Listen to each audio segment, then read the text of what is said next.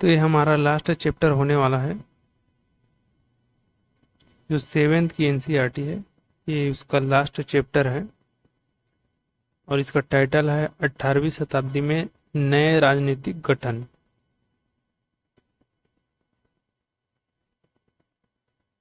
तो 18वीं शताब्दी के पूर्वार्ध के दौरान उपमहाद्वीप में कुछ विशेष रूप से उल्लेखनीय घटनाएं घटित होते हैं।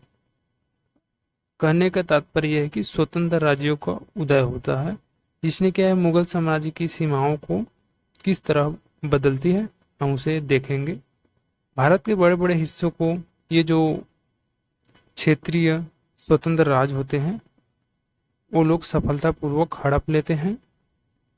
अगर हम 18वीं शताब्दी की राजनीतिक परिस्थितियों की बात करें तो यह छोटी सी अवधि है, लेकिन यहाँ की परिस्थितियाँ इस छोटी अवधि में बड़ी तेजी से अचानक बदलती हुई दिखाई पड़ती हैं। अगर हम 18वीं शताब्दी के पूर्वार्ध, इसमें मोटे तौर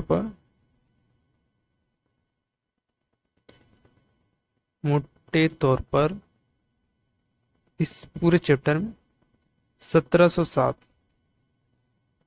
औरंगजेब की मृत्यु होती है। तो इस चैप्टर में हम 1707 से 1761 पानीपत की तृतीय लड़ाई, इसके बीच जो घटना घटित होती हैं इस उपमहाद्वीप में, हम उन सब के बारे में यहाँ पर एक ब्रीफ आइडिया लेंगे। तो मुगल साम्राज्य और परिवर्तित मुगलों के लिए संकट की स्थिति। तो ये जो एरिया है रेड में, ये वाला, ये ब्रिटिश नियंत्रण के क्षेत्र है 18वीं शताब्दी में। ऑलरेडी हमने शताब्दी कौन से टाइम पीरियड आएगा उसको इस पिछले चैप्टर में हम कंप्लीट कर चुके हैं। तो आप लोगों को यह कन्फ्यूजन नहीं होना चाहिए कि 18वीं शताब्दी 17वीं शताब्दी ये सब क्या है।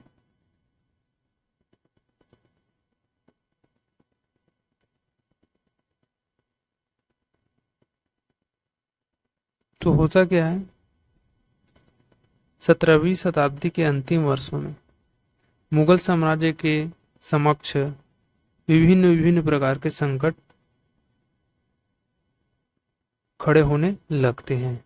और अगर हम औरंगजेब की दक्कन की नीति देखें, जिसमें क्या होता है, दक्कन में 1679 से जो दक्कन के लिए लड़ाई लड़ते हैं ना, बहुत लंबी लड़ाई होती है, जिनमें क्या है मुगल साम्राज्य की सैन्य और वित्तीय दोनों संसाधनों का एक बहुत बड़ा इसमें खर्च करना पड़ता है औरंगजेब की दक्कन नीति में। औरंगजेब के उत्तराधिकारियों के शासनकाल में भी यहाँ का प्रशासन कुछ खास कार्यकुशलता से काम नहीं करते हैं। होता क्या है, जो बड़े बड़े मनसबदार होते थे, जो शक्तिशाली वर्ग होते थे, उन लोगों के लिए जो केंद्रीय सत्ता होते थे उनको कंट्रोल करना या नियंत्रण करना एक कठिन कार्य होने लगते हैं। सूबेदार, ये सब जो है सूबेदार और मनसबदार हमने लास्ट चैप्टर में कंप्लीट कर चुके हैं। तो जो सूबेदार के रूप में जो अभिजात प्रशासनिक अधिकारी होते हैं, जिन्हें सूबेदार, जिन्हें राजस्व और सैन्य अधिकार दोनों प्रशासन ये लोग करते थे, सूबेदार। तो ये लोग क्या होने लगे, अधिक से अधिक नियंत्रण या सत्ता की चाह करने लगे, और इससे क्या होता है, जो केंद्रीय सत्ता होते हैं वो कमजोर होने लगते हैं। जैसे जैसे सूबेदारों ने प्रांतों पर अपनी नियंत्रण सुदृढ़ किया, तो राजधानी में जो पहुंचने वाली राजस्व की मात्रा है उसमें कमी आने लगती है। जैसे कि हमने लास्ट चैप्टर में पहले ही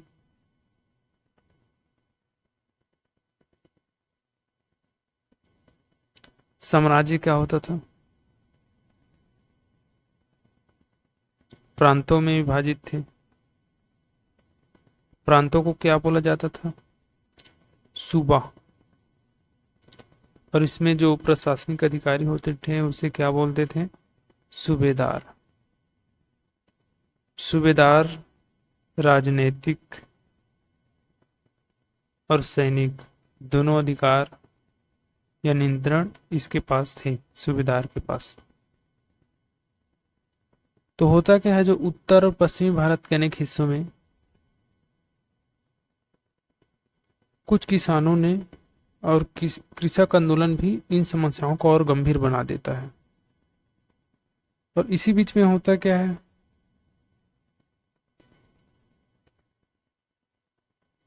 1739 में ईरान का एक शासक होता था, नादिर शाह।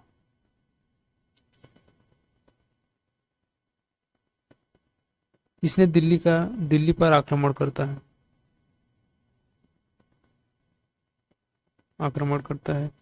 इसके बाद जब यह लूट कर दिल्ली को पूरी तरह से तहस नहस करने के बाद 1748 से 1700, ये वाला टाइमलाइन इंपॉर्टेंट है, नादिर शाह का दिल्ली में आक्रमण। अहमद शाह अब्दाली, यह अफगान से होता है, अफगान का शासक होता है और इसका नेम है अहमद शाह अब्दाली।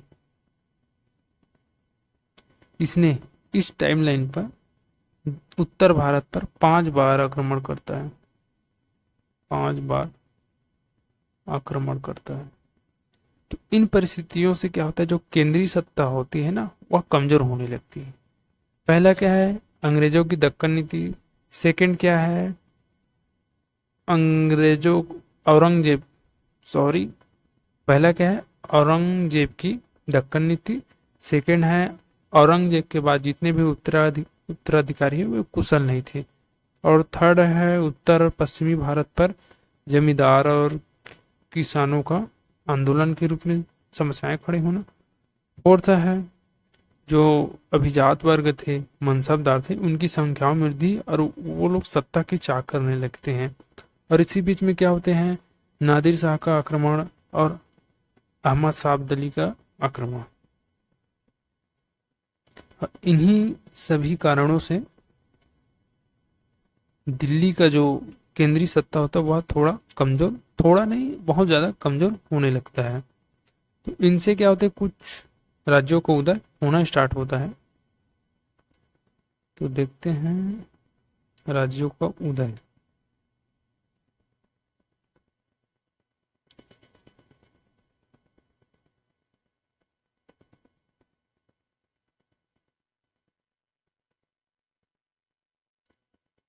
तो अगर हम मुगल सम्राट के सत्ता के पतन के साथ साथ जो बड़े बड़े सूबेदार और जमींदारी हों, उन्होंने अपनी शक्ति प्रबल बनाने लगी। तो अगर हम मोटे तौर पर तीन तरह के राज्य जो स्वतंत्र राज्य हैं उनको 3 टाइप से डिवाइड कर सकते हैं। पहला है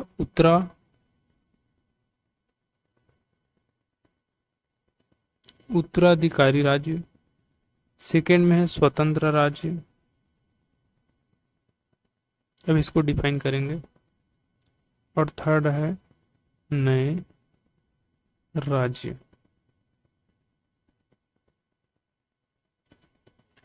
तो उत्तराधिकारी से तात्पर्य है ये वो राज्य हैं जो पहले मुगल प्रांत थे,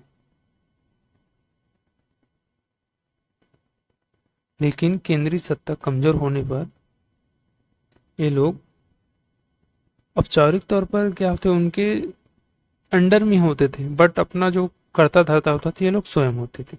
इन राज्यों में है, अगर हम बात करें तो है अवध, बंगाल और हैदराबाद। उत्तराधिकारी राज्य में है। मुझे लगता है कि आप लोग समझ गए होंगे। उत्तराधिकारी है जो पहले मुगल के प्रांत थे, बट क्या होते थे, जैसे ही केंद्रीय सत्ता कमजोर होते हैं ये लोग अपना दबदबा बनाना स्टार्ट कर देते हैं। अभी इन सभी के बारे में पढ़ेंगे तो पैनिक लेने की जरूरत नहीं है। फिर सेकंड में है स्वतंत्र राज्य। ये मुगल के जो पुराने शासन काल थे ना, उसी टाइम पर ये काफी स्वतंत्र होते थे। और इन्हीं में है राजपूत राज्य, केरल राज्य और मैसूर। ये जो मुगल अपने जो चरम स्थितियां पर थे ना, उस टाइम पर भी ये लोग क्या होते थे, अधिकतर स्वतंत्र होते थे।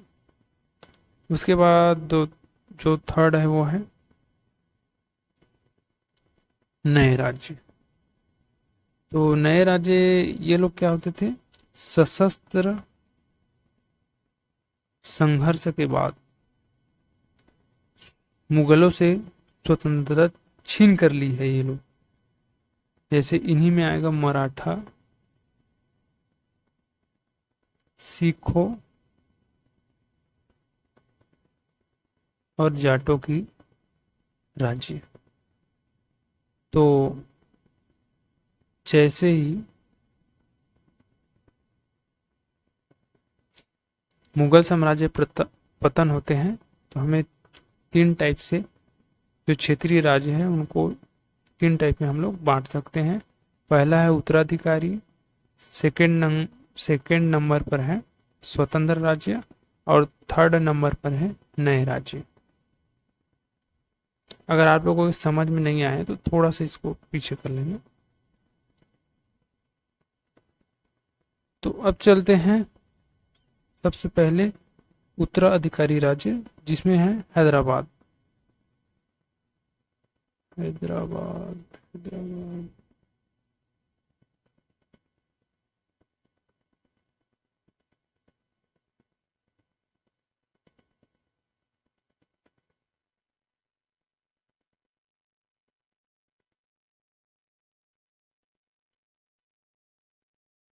पहला है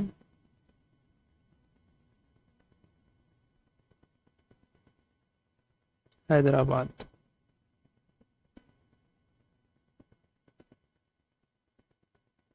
तो इसका जो स्थापना है 1724 में निजाम उल मुल्क आसफ जा, इन्होंने हैदराबाद राज्य का स्थापना की थी। यह फारूक सयार जो निजाम उल मुल्क है, यह जो मुगल शासक फारूक सयार फारूक सियार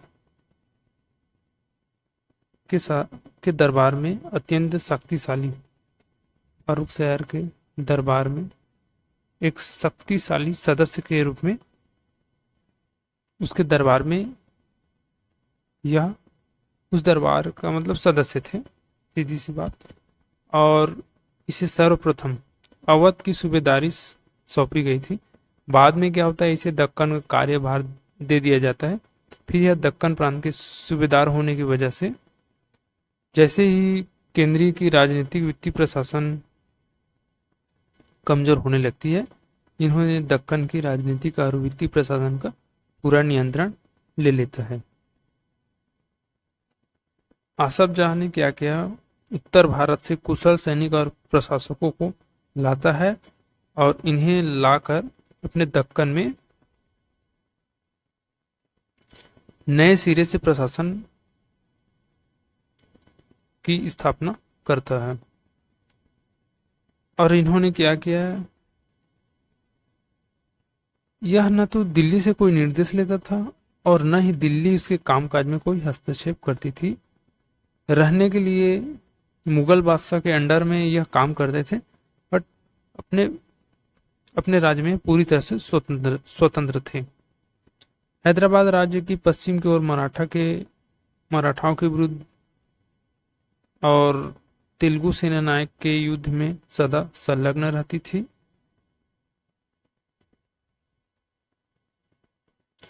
और इसके जो कोरोमंडल तट पर स्थित है वस्त्रों उत्पादक जो एरिया है, जिन पर क्या है ब्रिटिश शक्ति की उपस्थिति है। अगर हम हैदराबाद ये वाला है तो यहाँ पर इसे मराठा और तेलुगु जो सेना नायक होते थे उनके साथ युद्ध करना पड़ता था। और यह कोरोमंडल तट, ठीक है, ये हैदराबाद के इस साइड पर, पूर्वी साइड पर कोरोमंडल तट है। और यहाँ पर वस्त्र उत्पादक क्षेत्र होते थे, मतलब यहाँ पर वस्त्र उत्पादन करने के जो कच्चा माल थे उनका उत्पादन हुआ करता था। वहाँ पर ये कब्जा करना चाहते थे, बट यहाँ पर ब्रिटिश शासन थे। कहने का तात्पर्य है कि इसके आसपास में मराठाओं से पश्चिम और पूर्व की ओर ब्रिटिशों से इसे लोहा लेना पड़ता है। तो हैदराबाद में आपको याद रखना है ये टाइमलाइन। और निज़ाम उल मुल्क असफ जाह यह किनके दरबार में थे? फारूक शाह।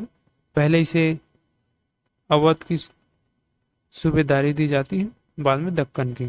फिर दक्कन में जैसे आते हैं यह अपना खुद का राज्य स्थापित कर लेता है।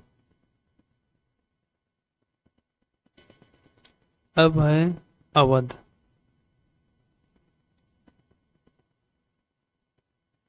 अवध 1722 में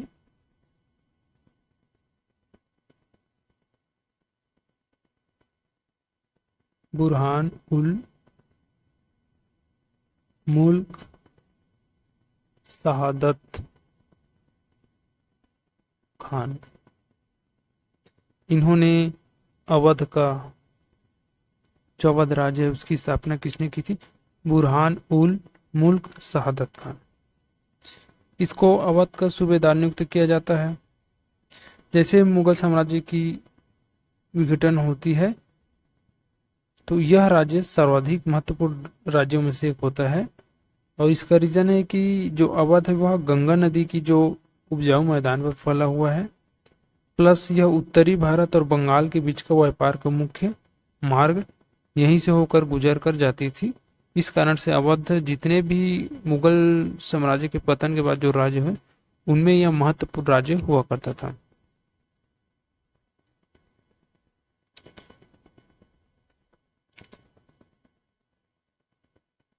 इसने राज्य के लिए इजारेदार व्यवस्था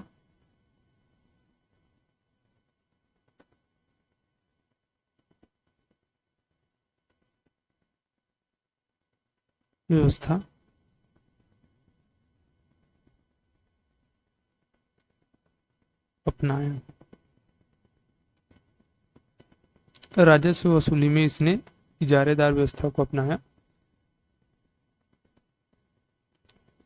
तो आपको इतना याद रखना है, बाकी सब इधर उधर की बातें हैं। अवध 1722 में स्थापना होती है। स्थापना करता है, कौन करता है? बुरहान उल मुल्क शहादत खान।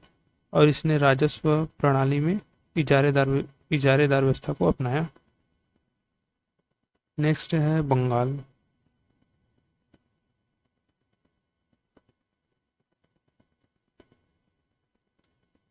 इसकी स्थापना करते हैं मुर्शिद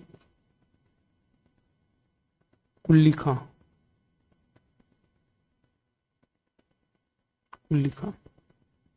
यह बंगाल के नायब थे। कहने का तात्पर्य यह थे कि यह प्रांत के सूबेदार नियुक्त हुए थे।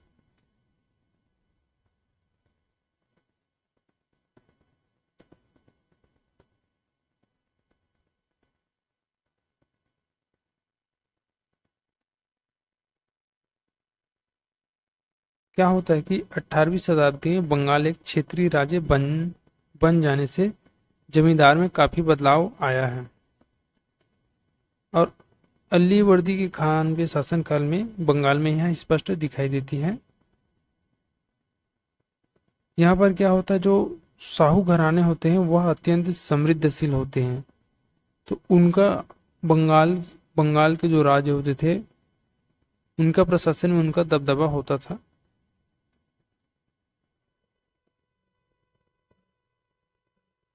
तो हमने अभी तक कुछ राज्यों के बारे में, जो हमने पिछले स्लाइड में बात किए थे, उत्तराधिकारी राज्य, जैसे कि हैदराबाद,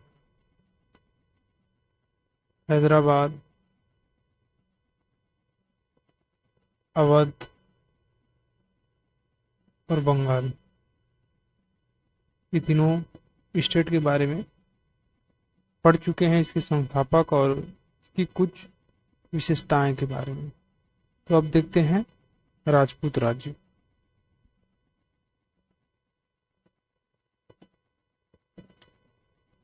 तो राजपूत राज्य हैं, ये स्वतंत्र राज्यों के अंतर्गत आता है। स्वतंत्र राज्य, इनमें राजपूत प्लस मैसूर प्लस एक और है केरल। तो स्वतंत्र राज्य होने से तात्पर्य यह है कि ये राज्य जब केंद्रीय सत्ता थी उस टाइम पर भी यह आंशिक रूप से अपने आप में स्वतंत्र हुआ करते थे, और जब केंद्रीय सत्ता कमजोर पड़ती है तब तो ये स्वतंत्रता हो ही जाती है। तो बहुत से जो राजपूत थे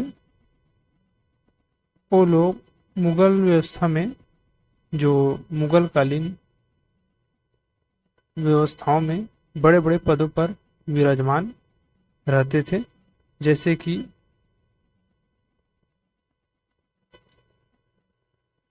राजा अजीत सिंह। ये कहाँ के रहने वाले थे? जोधपुर। और इसने गुजरात,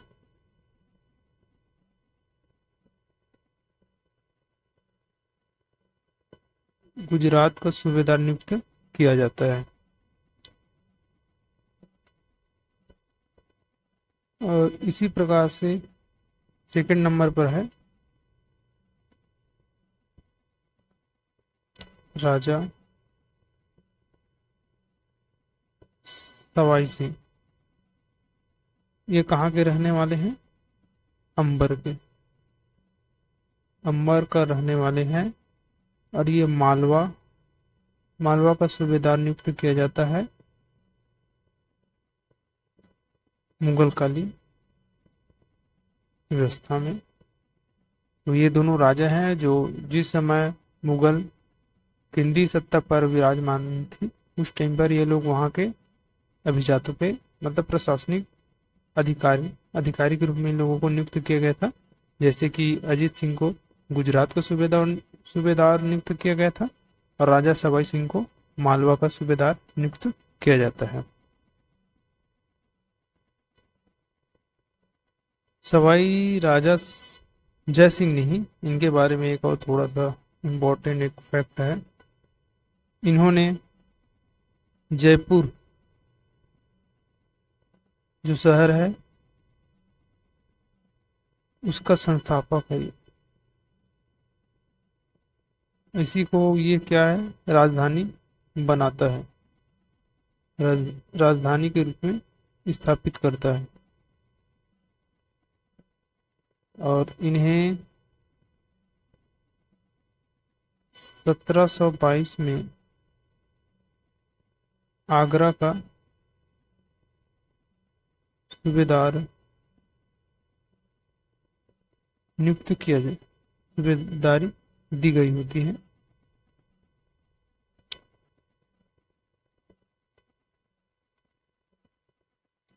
और होता क्या है, तो ये दोनों राजा के बारे में आपको ये जो डाटा दिए गए उनको आप अच्छे से मेमोराइज कर लेना, इम्पोर्टेंट है।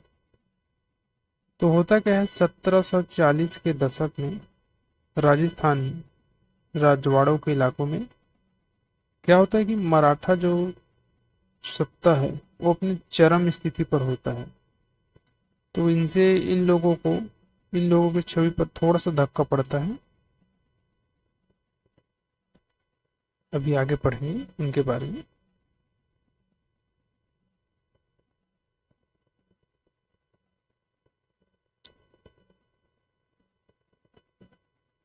तो ये जयपुर है, जंतर मंतर, ये राजा जय सिंह, वही बातें हैं।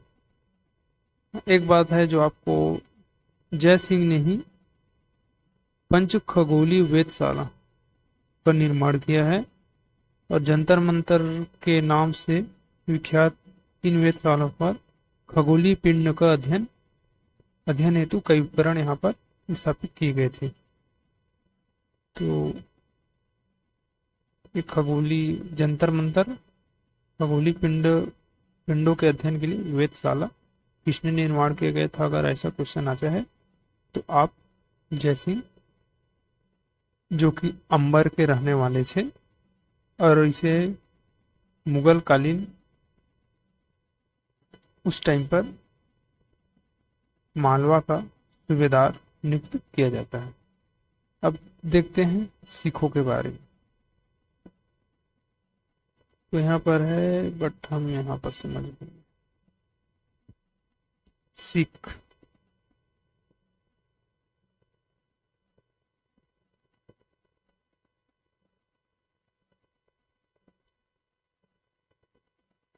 तो हमने सिखों को राजनीतिक समुदाय के रूप में,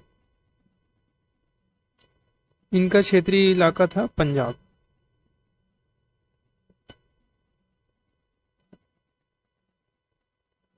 गुरु गोविंद सिंह ने 1699 में खालसा पंथ की स्थापना से पूर्व सिख लोगों ने राजपूत और मुगलों शासकों के खिलाफ कई लड़ाइयां लड़ी थी। 1708 में गुरु गोविंद सिंह की मृत्यु के बाद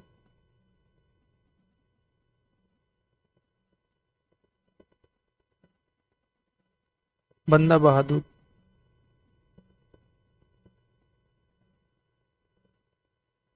उनके स्थान पर बंदा बहादुर आता है और इसने खालसा पंथ है जिसका निर्माण गुरु गोविंद सिंह ने किया था, उसको उसका नेतृत्व करता है बंदा बहादुर। और इसने गुरु नानक और गुरु गोविंद सिंह के नाम वाले सिक्के भी चलाए थे। और इन्होंने सतलज और यमुना नदी के बीच में जो क्षेत्र था उस क्षेत्र को संगठित करके उसकी प्रशासन का स्थापना की थी। एक चीज इसके बारे में आपको जानना है, 1715 में इनको बंदी बना लिया जाता है और 1716 में इसे मार दिया जाता है औरंगजेब के शासनकाल में।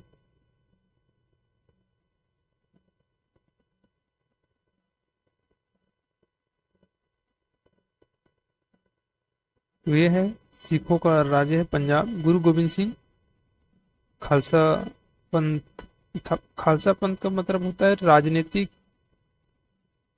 राजनीतिक ग्रुप में रूप को, जितने भी उस टाइम के सिख थे उनको एकत्र करना या फिर उसको एक एकजुट करना, वही है खालसा पंथ, राजनीतिक शक्ति के रूप में एकजुट करना।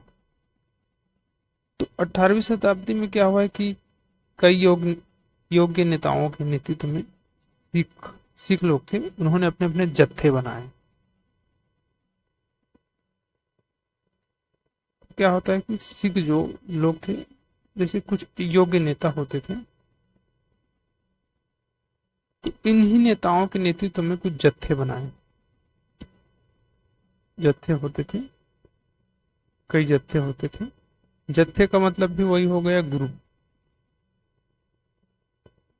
इन्हीं जत्थों को बाद में क्या बोला गया? मिस्ल। मिस्ल, ठीक है। मिस्ल एक ग्रुप होता था, और इन्हीं मिसलों की जो संयुक्त सेनाएं होती थी उनको बोला जाता था दल खालसा। दल खालसा। तो दल खालसा क्या है? कई मिसलों की संयुक्त सेनाएं। जैसे कि अभी हम आगे जो पढ़ेंगे ना, महाराजा रणजीत सिंह, वो क्या थे? सुकुचक्या मिस्ल से संबंधित थे। तो जत्थे होते थे, उन लोगों का एक ग्रुप होता था, उन्हीं ग्रुप को जत्थे कहा जाता था। बाद में इसी को मिस्ल के रूप में जाना जाता है। और जो सभी मिसलों थे उस टाइम, उन सबको इकट्ठा करके या उन सबको संयुक्त सेनाओं को दल खालसा कहा जाता था। यह जो दल खालसा थे, ये बैसाखी, दिवाली के पर्वों पर अमृतसर पर मिलते थे और वहां पर सामूहिक निर्णय लिए करते थे। और जिन्हें क्या कहा जाता था? इन लोगों को जो सामूहिक निर्णय लेते थे ना, दल खालसा का, दल खालसा द्वारा सामूहिक निर्णय को क्या कहा जाता था? गुरुमत। गुरु मत्ता कहा, गुरुमत। सिखों ने एक व्यवस्था, एक राजस्व व्यवस्था चलाई जिसका नाम है राखी व्यवस्था। राखी व्यवस्था। अब ये राखी व्यवस्था क्या होता है, इनके बारे में थोड़ा सा देख लेते हैं। राखी व्यवस्था, जो किसान होते थे, इनके उपज से 20% लिया जाता था और उनके बदले में उन्हें संरक्षण प्रदान किया जाता था। 20% लिया जाता था और बदले में संरक्षण प्रदान किया जाता था। तो अगर क्वेश्चन आता है कि राखी व्यवस्था निम्नलिखित में से कौन लोगों द्वारा चला गया, और उसमें देता है मराठा, सिख, तो आप कौन सा पिक करना है? तो उसमें जो उसका राइट आंसर होगा सिख। सिखों द्वारा राखी व्यवस्था चला गया। और 18वीं शताब्दी के अंतिम भागों में सिख का जो इलाका था वह सिंधु से यमुना में फैल जाता है। और इसमें मेन जो नेतृत्व करता होता है महाराजा रणजीत सिंह। इन्होंने 1799 में लाहौर को राजधानी बनाया।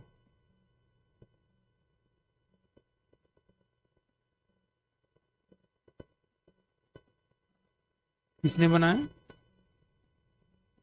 रणजीत सिंह ने। रणजीत सिंह। तो सिख में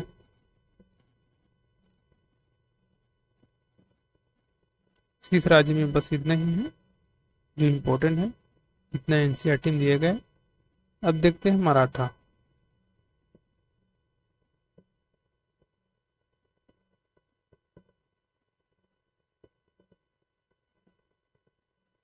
मराठा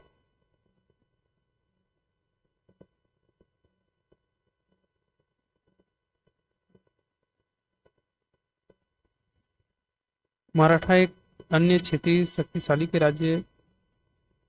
राज्य के रूप में उदय होता है। यह मुगल शासन का लगातार विरोध करता रहता है। शिवाजी, जिनका टाइमलाइन है 1627 से 1680 तक, एक शक्तिशाली योद्धा के रूप में जाने जाते हैं इनको। इनके टाइम इन्हीं के टाइम पर जो मराठाओं का सेनाओं का मुख्य आधार था वह था कुणबी। कुणबी। क्या है, ऐसे टर्म्स पूछे जाते हैं, स्पेशली क्या है मिडिवल इंडिया में ऐसे टर्म बहुत बार आए हैं, तो इसलिए यह वर्ड इम्पोर्टेंट हो जाता है कुणबी। जैसे कि एक बार सुलह करान ऐसे टाइप से एक टर्म क्वेश्चन में देखने को मिलते हैं, इसलिए हम ऐसे टर्म को अच्छे से देखेंगे। तो जो कुणबी है यह मराठाओं की सेना का मुख्य आधार हुआ करता था, और ये लोग मुख्यतः कौन थे, कृषक थे, कृषक पशु चारक, कुणबी। तो ये मराठाओं सेनाओं के मुख्य आधार बनी। उसके बाद आते हैं पेशवा। शिवाजी की मृत्यु के पश्चात मराठा राज्य में जो प्रभाव शक्ति के रूप में एक परिवार के हाथ में चली जाती है, और यही परिवार के लोग, इन्हीं को बोला जाता है पेशवा। पेशवा पेशवा का सामान्य अर्थ होता है प्रधानमंत्री। प्रधानमंत्री, यह ब्राह्मण परिवार से होते थे, ये लोग ब्राह्मण ब्राह्मण जो परिवार होते थे इनसे बिलोंग करते थे,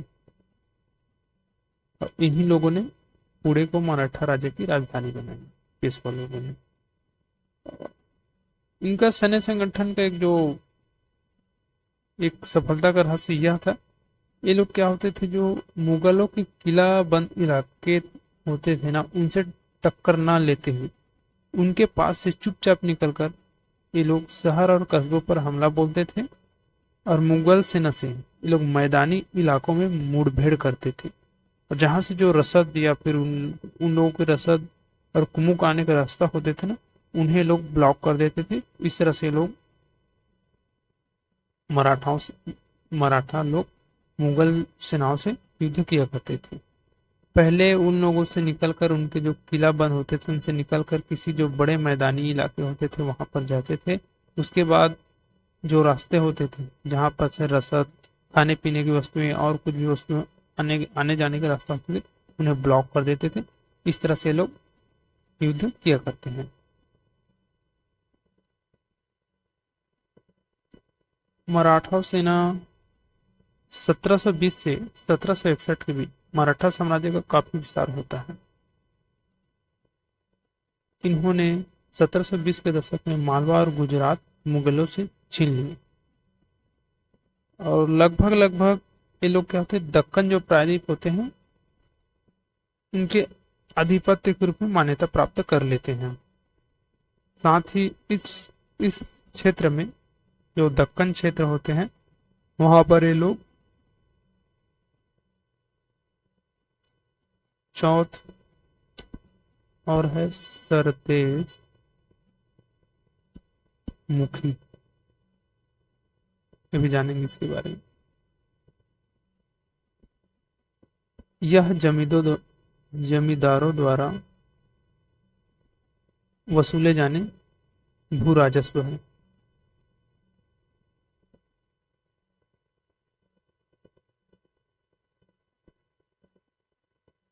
यह लगभग 25 प्रतिशत प्रतिशत के आसपास होते थे, जिन्हें मराठा दक्कन में वसूला करते थे। कहाँ पर, दक्कन में। इनके द्वारा वसूला जाता था, मराठों द्वारा। ऐसे पॉइंट आपको याद रखें। चौथ एक प्रकार का भू राजस्व है, जिन्हें जमींदार द्वारा वसूला जाता था। यह उपज का 25% होता था। यह दक्कन में लागू किए गए थे, और किनके द्वारा लागू किए गए थे, मराठाओं द्वारा। उसके बाद है सरदेशमुखी। सरदेशमुखी भी दक्कन में लागू किए जाते हैं, मराठाओं द्वारा ही। और ये क्या होते थे, जो मुख्य राजस्व संग्रहकर्ता को दिए जाने वाले राजस्व होते थे, संग्रहकर्ता को दिए जाने वाले राजस्व। अगर इसको परसेंटेज में देखें तो 9 से 10% हिस्सा होता था।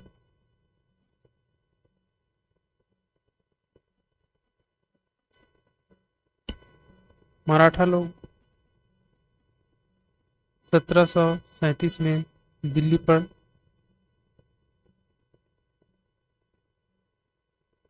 धावा बोलने के बाद मराठा जो प्रभुत्व है उनकी सीमा बढ़ती है। यह लगभग उत्तर में राजस्थान और पंजाब, पूर्व में बंगाल और उड़ीसा, दक्षिण में कर्नाटक, तमिल और तेलुगु प्रदेश तक फैल जाते हैं। और मराठा प्रभुसत्ता स्वीकार करने वाले से उन्हें उन लोगों से लोग मोटी रकम भेंट के रूप में लिए जाते थे। मराठाओं के सैन्य अभियान के कारण अन्य शासक भी इनके खिलाफ हो जाते थे। जैसे कि अब इसी के परिणाम स्वरूप क्या होता है कि 1761 में पानीपत की तीसरी लड़ाई होती है, जिनमें कोई अन्य शासक इन लोगों की सहायता नहीं करता है, क्योंकि ये लोग पहले ही सभी राज्यों से दुश्मनी मोल ले लिए होते हैं। इसलिए जब पानीपत की तीसरी लड़ाई होती है उस टाइम पर इन लोगों को मदद की जरूरत होती है, बट कोई भी राजा इन्हें मदद नहीं देते हैं।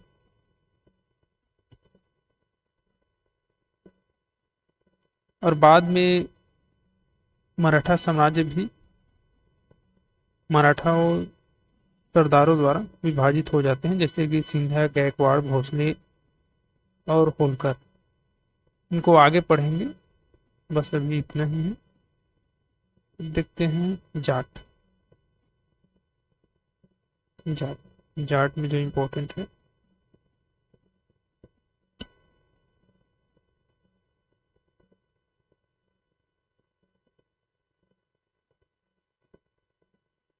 जाट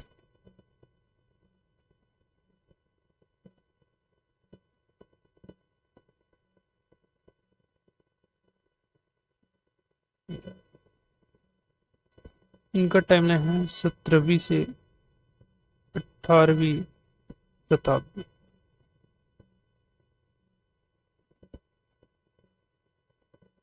इनका नेता होता है चूड़ामन। इन्होंने ही जाट जो इलाका है उसको अपने नियंत्रण में लेता है, और इनका जो इलाका होता है वह दिल्ली के पश्चिम तक होता है ना। दिल्ली के पश्चिमी इलाके को संयोजित करके जाट एक क्षेत्रीय, ये भी एक सत्ता है, क्षेत्रीय राज्य होता है, क्षेत्रीय राज्य जाट। और इसका संस्थापक होता है चूड़ामन।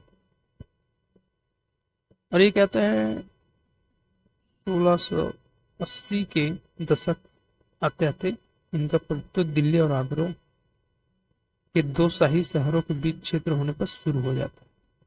जाट लोग यह समृद्ध कृषक थे। समृद्ध अधिकांश कृषक थे। इनके जो व्यापारिक केंद्र हुए हैं वो है पानीपत और है बल्लभगढ़।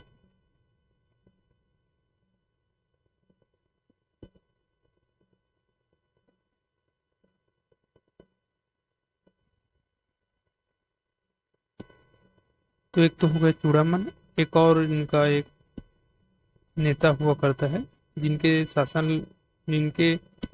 शासनकाल में ये इसकी प्रसिद्धि चरम स्थिति पर पहुंच जाता है। उनका नाम है सूरजमल।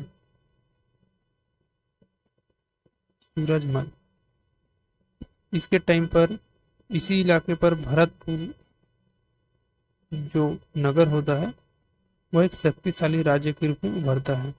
ऐसे माना जाता है कि जब 1739 में नादिर शाह आक्रमण करता है तो दिल्ली के कई प्रतिष्ठित व्यक्ति इस भरतपुर में आकर शरण लेते हैं। बस इसमें है चूड़ामन, सूरजमल, ये दोनों नेम आपको याद रखना है। ये लोग एक समृद्ध कृषक थे। जाट साम्राज्य के संस्थापक चूड़ामन।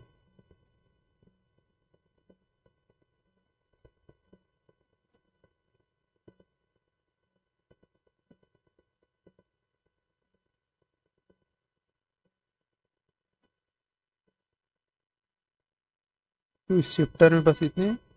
तो ये हमारा 7th क्लास की एनसीईआरटी का लास्ट चैप्टर था। अब नेक्स्ट हम स्टार्ट करेंगे 8th क्लास की एनसीईआरटी।